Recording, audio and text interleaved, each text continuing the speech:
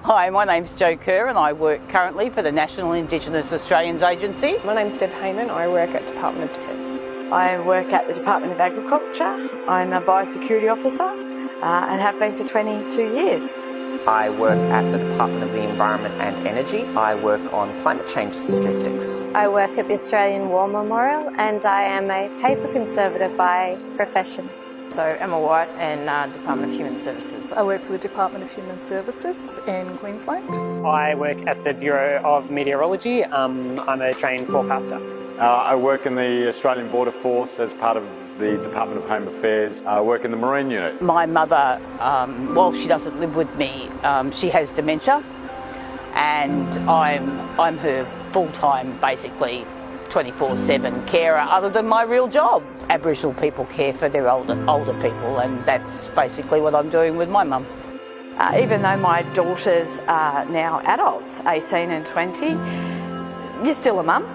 To continue raising your teenagers and hope that you do everything you can so that they've essentially got a great future in front of them. What happened was we had to do an enterprise agreement. So we looked at what the definition of family was and how it actually really didn't take into account Aboriginal and Torres Strait Islander people's extended families. So I rewrote the definition of family to include kinship, and now that definition of family is totally widely used across the entire APS and in lots of other enterprise agreements nationally. So so I became a delegate because I think that we can make a difference, and that's a difference that we've made to lots of people's lives. I think in terms of the proudest moment, it's that you've got a workforce that votes for you, that says that they put that trust in you to be that voice, to represent them. You know, often people think of a union official as being,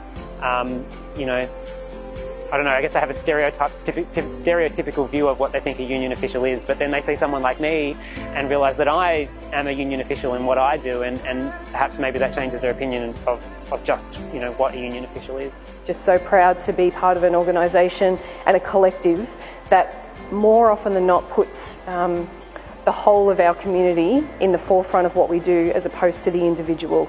So just being part of that, that collective feel that, we need a society that's really good for everybody, and that, that we put ourselves out to do that, and it's really nice to aspire to be able to do that, to make it best for everybody.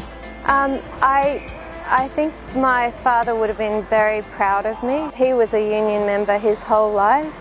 He loved Gough Whitlam. He always used to say he would take a bullet for Gough anytime, and although he passed away a while ago, I think he would have been proud that I'm doing this now, and that I'm not naturally an outgoing person. I find it difficult, but I'll get up and speak, even though I'm not generally, that wouldn't be what I would like to do, because I believe in the topics and the issues.